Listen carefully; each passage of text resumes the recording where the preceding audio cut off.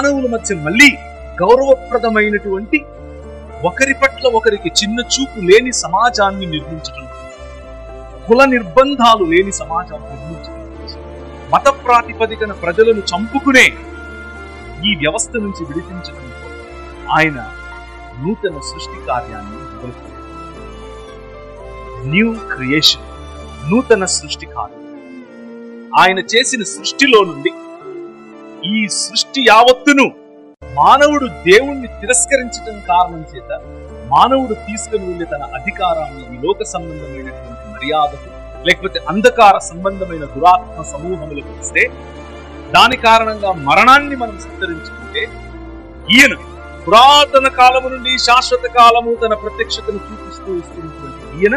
ఈ అంధకార సంబంధమైన దురాత్మ సమూహముల చేతుల నుండి విడిపించడం నూతన సృష్టి పునరుత్థానము చెందినటువంటి